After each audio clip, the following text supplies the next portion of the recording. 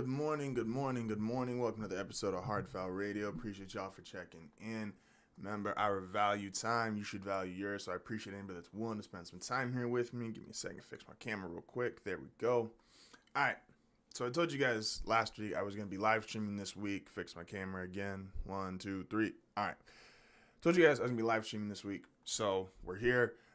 Due to more schedule, I am doing a couple afternoon episodes. Tomorrow will also be one. It'll be a little earlier in the day, but still an afternoon episode. Starting at 3:30 a.m. tomorrow, so is what it is. But we still got things to talk about. We still got things to put out there. So let's do it. This is HardFoul Radio.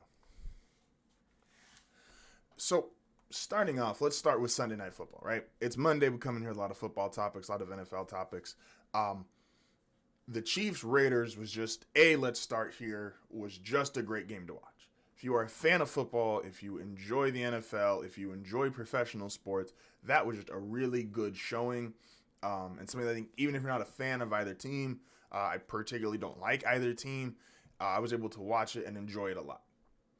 Now, what it did show me is two things. One, that I already knew. The second, that I'm not 100% on, but I'm starting to get more and more belief in. The first thing is, the Chiefs are great, but we already knew that. The Chiefs are not just great, they're dynastically great, if I'm using that word correctly. Dynastically. And what I mean by that is, if you want to be great, you could be great in a moment, or great for a moment, and only have to do one thing great.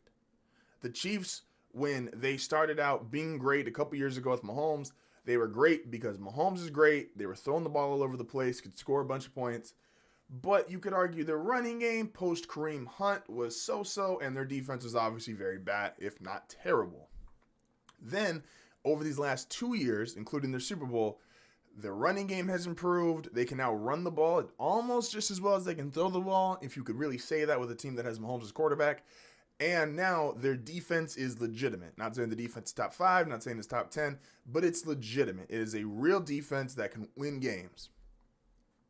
And if they want to be this dynasty that a lot of their players talked about in the offseason, they are starting to build the pieces to do that. Like I said, you could be great for a moment and only do one thing great. The example I go to, obviously, off the top of my head, is in 2015 when Denver won the Super Bowl.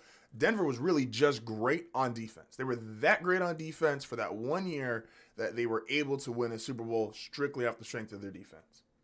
There's other years you can go throughout history and look at different teams, different examples, but you can be great at one thing and get a ring or one championship. You want to win multiple rings, you want to be like this Chiefs team and take advantage of what's probably going to end up being a Hall of Fame career from Patrick Mahomes, then yes, you need to do multiple things right. So that's one.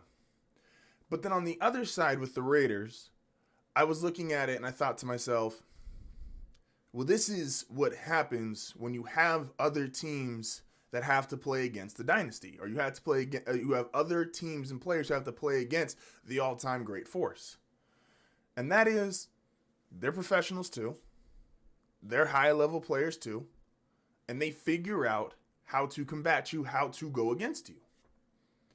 Now, the Raiders might not be capable of fully implementing it yet. And what I mean by that is implementing beating the Chiefs or giving the Chiefs that really competitive game every single time in and out. And that could just be a difference in talent. Mahomes is that much better than Carr, or the Chiefs receivers are better than Raiders receivers.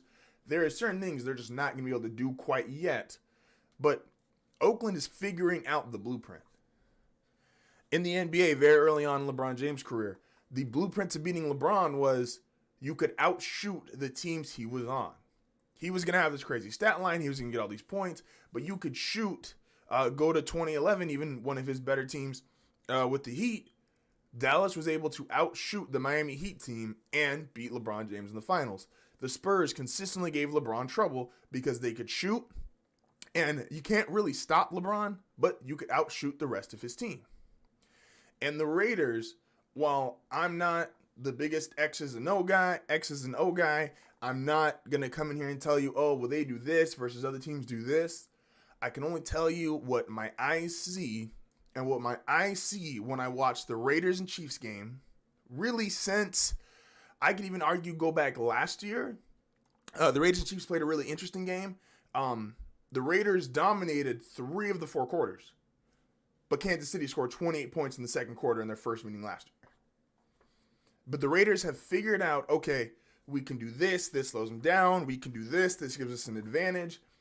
If you're just watching the games, Chiefs-Raiders games look different than the Chiefs versus virtually everybody else. The Chiefs versus virtually everybody else, they look like they're in a league on their own. They look like the other team doesn't deserve to be in the same building. They can score points at will. It feels like they're just waiting until it's like, all right, we like, get out of our way. We're coming through. Like, move. When they play the Raiders, it looks different. Even last night, that entire game, you felt like in the first half, all right, this is when the Chiefs are going to take off. This is when the Chiefs are going to start rolling. And they never started rolling. If I told you the Chiefs were going to be 9-1, 10-1 in their schedule at the beginning of the season, would you have picked the Raiders as their one loss? Like I said, I'm not going to come in here and tell you, oh, this is how the Raiders do it. Oh, this is what they're doing. I don't know that. I don't know exactly what they're doing. But I know they have a game plan. They're sticking with it, and it's effective. And they're, like I said, the Chiefs want to be great for more than a moment, and the Raiders are learning how to counteract that greatness and figuring out a strategy to play accordingly. Moving on from there, to the NBA free agency. Obviously, the NBA free agency and the offseason started approximately, sorry, trying to get my camera here again. Yeah. The NBA offseason started a couple days ago, and we've had a bunch of moves, a bunch of guys getting paid. Shout out to all of them. One of the teams that had a really successful free agency the first 48, 72 hours is Los Angeles Lakers. Lakers got Montrezl Harrell. They got Dennis Schroeder from OKC. They've brought in a couple other guys, and everybody's going crazy. Oh my gosh, the Lakers just had this great offseason. They're just going to run it back all the way. It's the Lakers, right? Now, here's the problem with LeBron. And it's not a problem with him, but this is the problem with the topic of LeBron James. LeBron James has become such a polarizing topic in sports media that it's no longer about giving a credible opinion on what's going on with LeBron or his team. It's essentially, LeBron works a lot like politics. You're just going to say something really strong one way or the other just to get a reaction out of people. The LeBron fans in the media, this is the deepest Lakers team. This is the deepest team that LeBron's ever had. Oh my gosh, LeBron just won a title and he's getting all these new players. They're going to steamroll through everyone. LeBron, give him title number 5. If you are someone who is against LeBron, then you're saying, well, the Clippers didn't keep Harrell, but they got Ibaka. And Marc Gasol, oh, well, he's old. And, well, Dennis Schroeder, how good is he going to be? He's a young guy. LeBron's never really played well with young guys. Here's the truth. And I know this is the boring opinion. I know this is the not super exciting opinion. I know this is something we've all heard 1,000 times. But if you took LeBron James off this team, let's just say there's an Anthony Davis of the Lakers team. Let's say they won the title. Anthony Davis being the best player, they won a title. If I told you Anthony Davis was your best player, and you had this current team, and they brought in these guys during free agency, as well as re-signed some guys. They re-signed the Morris twin, re-signed KCP. You would say, that's a good offseason. But you wouldn't crown them as the 2021 NBA champions just off Anthony Davis and this offseason. Now, some of that is due to the greatness of LeBron James. But LeBron's been there. The offseason and the team that wins the offseason has no true value or no true statistical measure to tell you that that team is going to be great going into the following season. Just because you win the offseason doesn't mean you win the regular season. I know, that's the boring take. But let's even take the last 2 years. Because it's really, we'll use proximity and we'll use an example that is really close in time. The Clippers won the offseason last year and got bounced in the second round. The Lakers won the offseason 2 years ago. They got LeBron James. Didn't make the playoffs. I'm wondering. The last team to win free agency and then to also win the title is the Warriors when they went out and got Kevin Durant. And hate to break it to you, I don't care what side of the LeBron James fan club or hate club that you're on, nothing the Lakers did cumulatively, everything the Lakers did cumulatively of every single player they brought in doesn't add up to Kevin Durant. And that Warriors team was an all-time team without Kevin Durant and became maybe the greatest team ever with Kevin Durant. This Lakers team did not become one of the greatest teams ever with their offseason acquisitions. I know it's not a fun opinion. I know it's not a hot take. But if this was any team that wasn't LeBron James led, we wouldn't be having these conversations.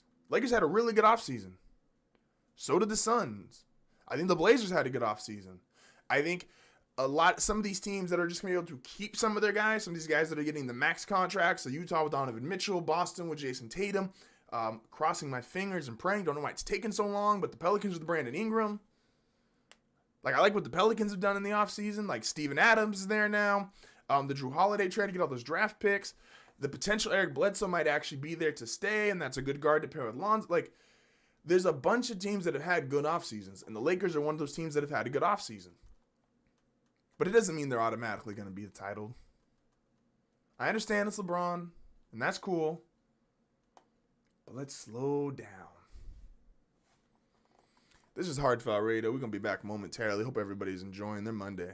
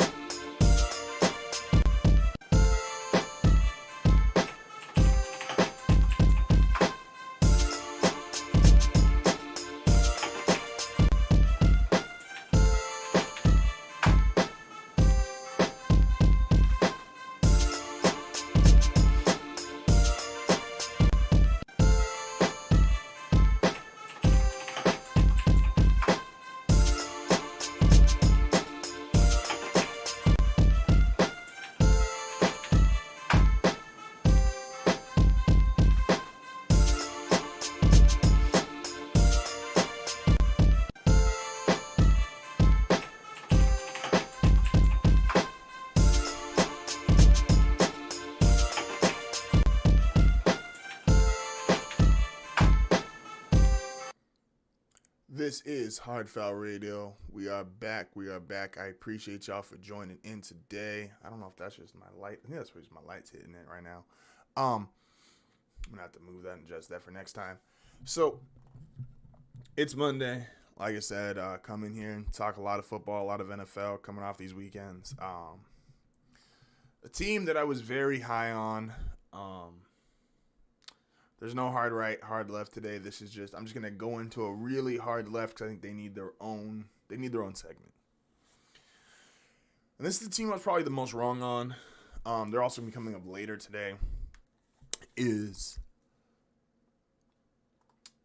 Man, I was really wrong about the Ravens. Yeah. Coming off the season they were coming off of, the way Lamar Jackson played, the way and this is not just a Lamar Jackson problem, by the way. The problems the Ravens have right now is not just Lamar. There's things to be critical about Lamar, and that's fair, and that's very valid. He's not playing as well as he did last year, but this is not just a Lamar Jackson problem. The defense is not playing like it used to. The offense obviously is behind what it was. They just don't feel like they felt dominant. They felt, I always use the analogy, off the bus teams. There's just teams who, when they get off the bus, you just look at them and go, oh, yeah, that's the best team in the field. Oh, yeah, that team, they're going to kick our ass if you're an opposing player. I was talking to Tony. Tony's obviously a huge Ravens fan, Real 3 podcast. Shout out to Tony. We were talking about over the weekend, and he said the biggest thing is Ravens teams are tough. Ravens teams are physical. Ravens teams feel like they're in every game. And this team doesn't feel that way.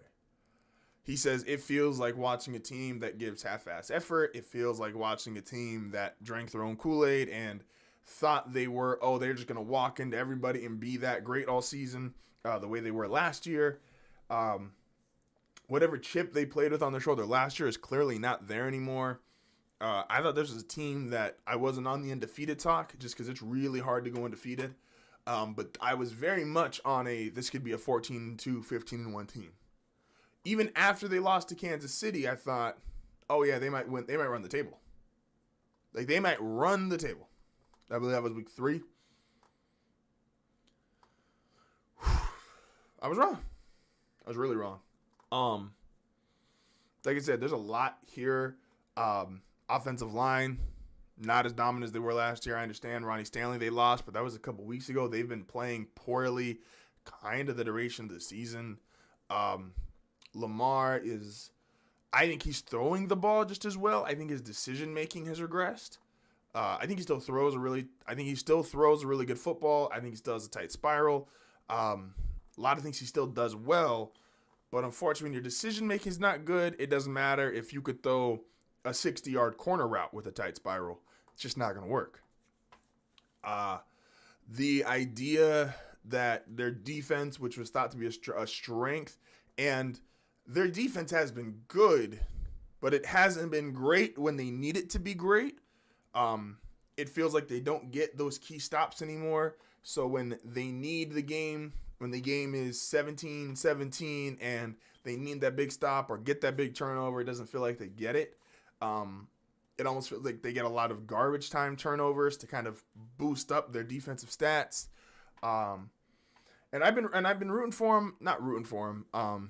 Yeah, a little bit of rooting for them. The Ravens were a fun team to watch last year, but I have been placing them up in my power rankings, which I'll have tomorrow, all year. They've always been in my top 5. They've been essentially in my top 3 all year, and I've just kept pushing back and saying, you know what, they're still great. They just had their streak a couple weeks ago snapped of 20-point games. They had the NFL record.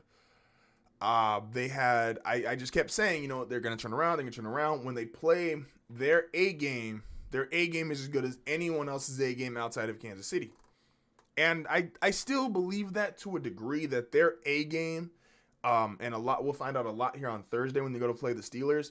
Their A game is still a really high-end A game. It's just a matter of they don't really play their A game that often, and they're playing a lot more C games than they are B games, thus resulting in their record. They should be... Now, no one saw Pittsburgh coming, and if Pittsburgh was going to be 10-0, let's say Pittsburgh was 9-1. Let's say the Ravens played like they did last year, and Pittsburgh was still 9-1. They just feel like a team that, even if Pittsburgh had a better record, you should feel like the Ravens are just as good as them. This is to my point. Even when they lost to Kansas City, if the Ravens dominated and ran the table or only lost one more game the remainder of the season, had a 14-2 record, and played like they played last year, you would feel like, okay, Kansas City might have a better record, but the Ravens are just as good. I no longer feel like that about the Ravens.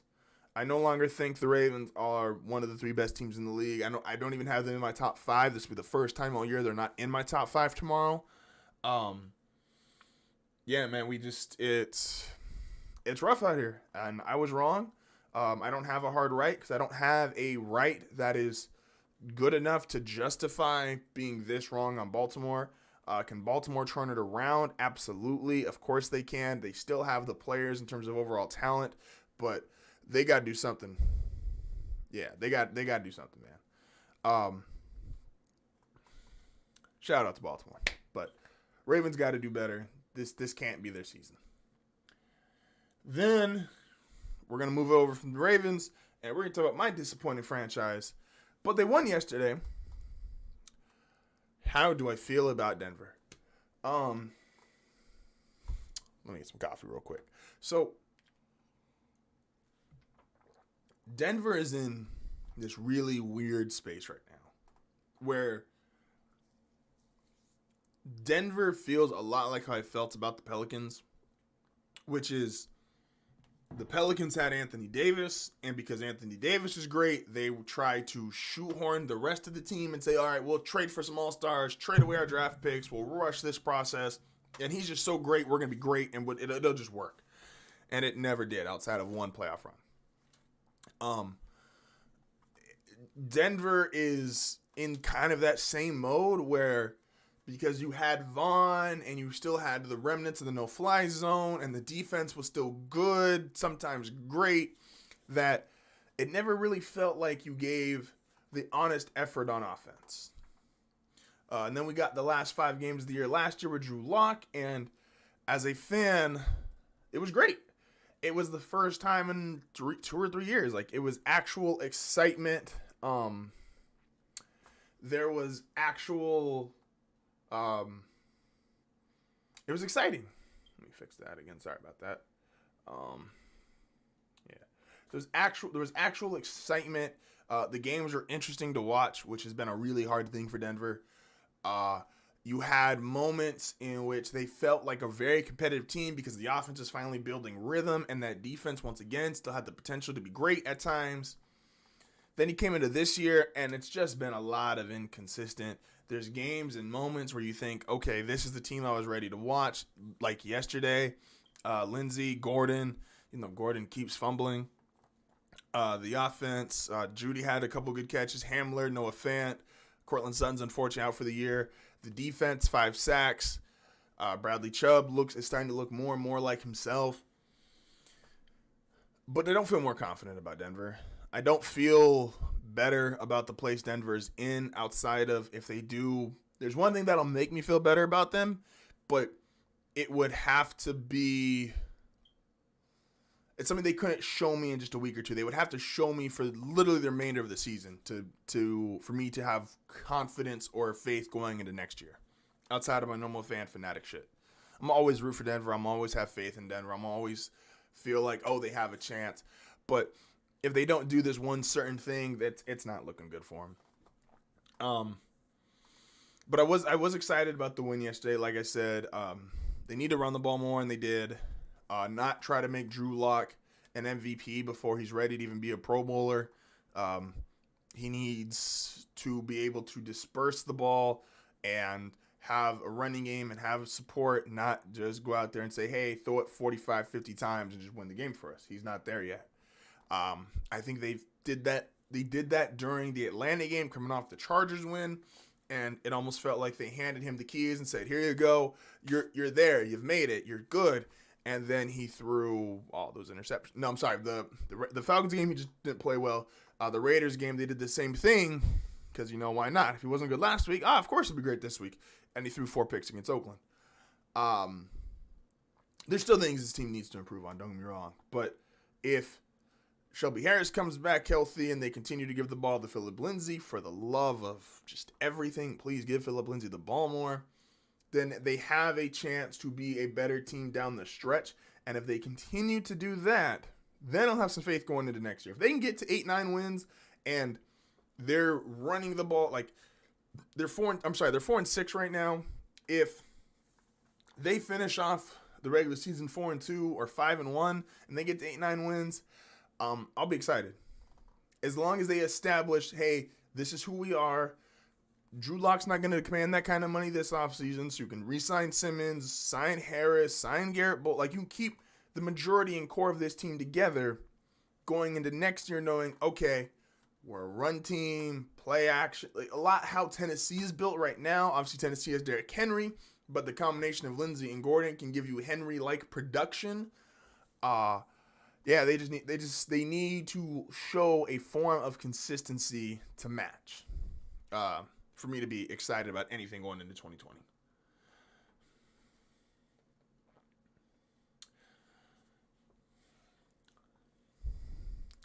This is HardFoul Radio. We'll be back momentarily.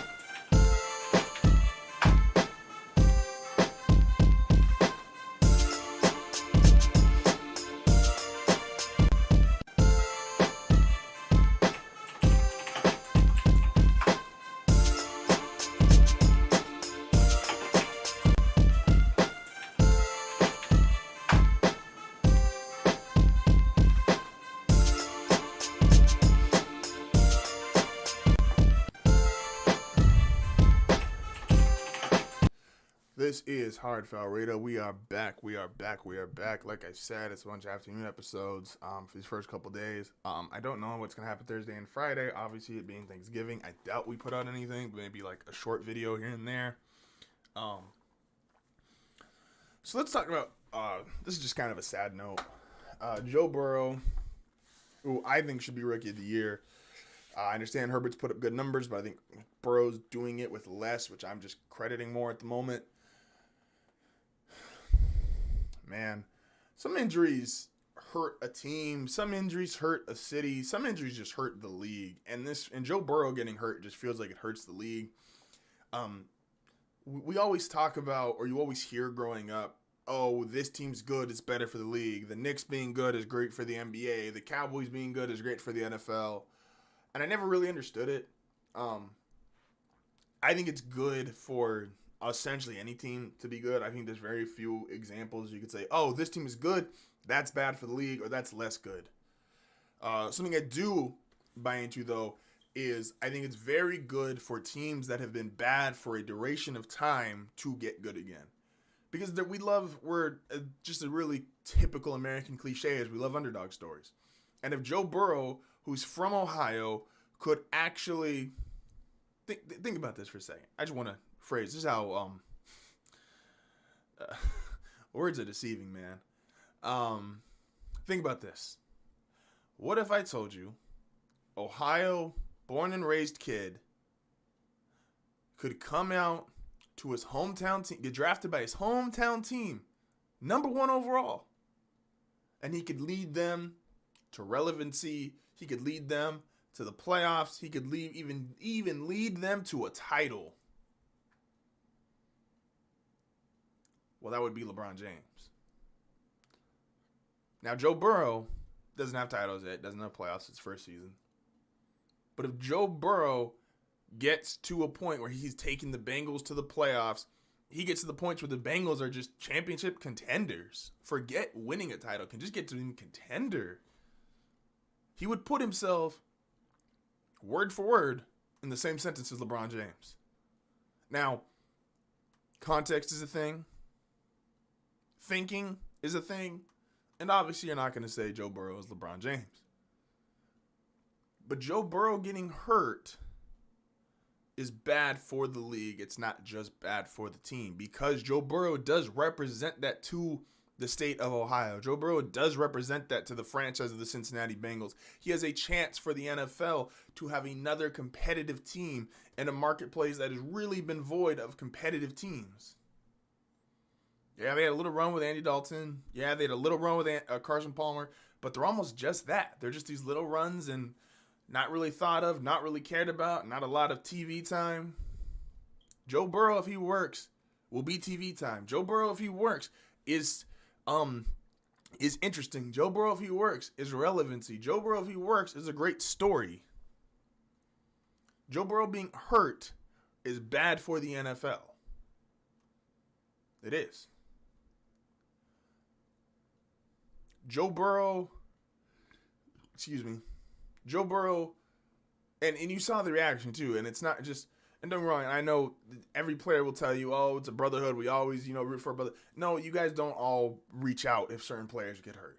Players get hurt every week, and they don't all get mass social media message and, hey, you're going to be okay, hey, cheer, prayers. Like, it just doesn't happen. Like, we've seen it twice this year, realistically. We saw it with Dak Prescott, and we now saw it with Joe Burrow.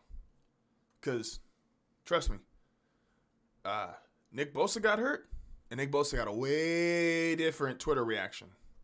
And Nick Bosa's a great player, but he got a way different Twitter reaction. This is bad for the league, man. And hopefully he comes back.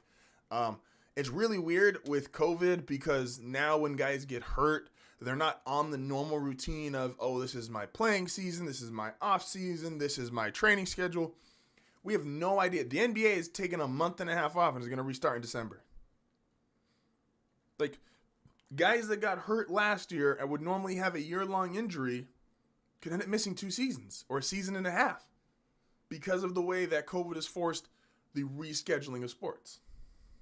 So who knows when Joe Burrow is going to be back? It's torn, I believe today the report was torn ACL, MCL, and a whole bunch of other stuff, and his leg is messed up. Who knows when he's going to be back? Who knows if he's going to even be the same player?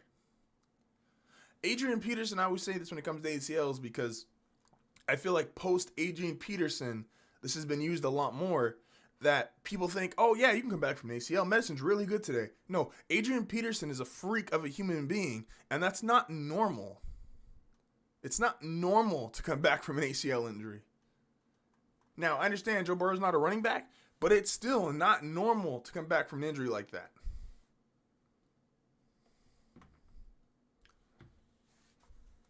Not normal, man. So, Joe, hope everything goes well with Joe Burrow. Really enjoyable to watch, really fun to watch. He's going to be good for the Bengals. He's going to be good for Ohio. He's going to be good for the league. Hope he comes back all the way. Now we end today's show, as we always do, with something only I would understand. Except today, it's not just something only I would understand. It's something all fans should understand. Once again, I was talking with Tony over the weekend. Shout out to Tony from the Real Big Three. We were discussing Denver and Baltimore, and we got into a really good discussion about are our teams even fun to root for? Now, we're both very fortunate that we've gotten to see both of our teams this last decade growing up watching sports win a championship. And when your team wins a championship, it does kind of put a different perspective on your fandom. When you win multiple titles, you get a little snobby and obnoxious. Shout out to Boston fans. And you just kind of expect, all right, they got to win a title every year. They have to be that level of competitive every year. If your team is always historically bad, then you're just kind of hoping for anything. You'll take a winning season. And then if your team is good, competitive year in and year out, but maybe not one of the great teams or one of the 2 or 3 best teams, and one year they break through and they get a ring, you almost have what him and I discussed, which is just this expectation of just be good to watch and good to root for. I talked about the Ravens earlier in the show, and the one thing I left out from there is Tony said, the team's just not fun to root for. There's a certain way the Ravens play normally year in and year out that is exciting to watch. It's fun to watch. It's what he's used to as a Ravens fan. And he expects it. He expects it to just be an enjoyable watch, fun to root for, because he's seen them win a championship, and he knows, or he at least thinks, all right, they'll probably do this again in my life, but on the years they're not going to win a title, at least be fun to watch. We see it all the time. There's 1 or 2 teams every year that are better than we thought, and they're fun to watch, and they become a crowd favorite. And I couldn't agree with him more, because watching Denver post that Super Bowl, and I loved that Super Bowl. In 2015, when they won the Super Bowl, I was on top of the world. You couldn't tell me shit. And then the 5 years after, it's been some of the, not worst, I can't say the worst football I've watched, but it's not enjoyable. It's not fun to watch a team struggle to score 17 points. It's not fun to watch a team play well defensively and, be down by 2 scores at the half and think, game's over. Teams, and it goes against the analytics or the methods that they use now, where especially you have teams like in the NBA where it's, all right, we'd rather just tank and get that number 1 pick. That's not fun for fans. Like, that's not putting a good product out there for the fans. And while I understand in some aspects of running a sports team or running a business that has accumulated a fan base, you can't make all your decisions based off the fans. But is it too much to ask for just putting something competent out there that at least is fun to watch? I think Miami has killed their rebuild. They've just killed it. They brought in a coach who they had belief in and said, hey, we're going to let you run the show. Even though they were bad last year, they were competitive. They were a fun watch. Even if you weren't a Dolphins fan, I can only imagine if you were one, what you got to see. And now you get to see, all right, they're not great yet, obviously. This is still year 2 of their rebuild. But they have a quarterback that they like. They have several players who they think, all right, this is going to be a part of our future. They're competitive week in and week out. Then you have teams like the Jets who are just miserable. They're miserable to watch. They're miserably ran. They're miserably. It's just all miserable. Like, you can't. Why would you even spend, like, and I'm not trying to shit on Jets fans here. But why would you watch them? Why would you watch that team? I said this about the 2010 Denver Broncos when, after they essentially got rid of everybody, Cutler, Hillis, Marshall, why would you watch them? Ended up with 2 wins, got Von Miller, obviously, Miller, Tebow. They eventually turned into something, but why would I watch that team? And I did, but I didn't have anything else to do. I was 15 at the time, 16 at the time. What was I going to do? But just understand, all we want sometimes, even if you're not great, just be fun to watch. Be a little bit competent. Be good in a couple of things. I live in San Diego. The majority of San Diego is still a bunch of LA Charger fans. Guess what? They're having a blast watching this team, and this is a team that loses in some of the worst ways possible. And they still get to watch and still can at least take some solace in. Herbert's really good. We still got a couple more years with Allen. We still believe in Ingram and Bosa, even though Bosa's injured. Like, they have players that they can go, okay, I know where the direction this is going. This is still fun to watch on a Sunday, even if I don't like the end result. Just put something competent out there. This is me speaking for all fans. Not only fans, all fans. And with that being said, appreciate y'all being here for the first live stream. This is HardFoul Radio. We'll be back tomorrow. Don't forget, tomorrow is our top 5 power rankings. It's going to be really fun. Hopefully, I think some more NBA free agent stuff coming out as well today. Pelicans, please sign Brandon Ingram. I understand they're waiting a couple days so that way all their trades clear and they can mess around with their cap a little bit more. But y'all making me nervous, man. This is HardFoul Radio. We'll be back tomorrow.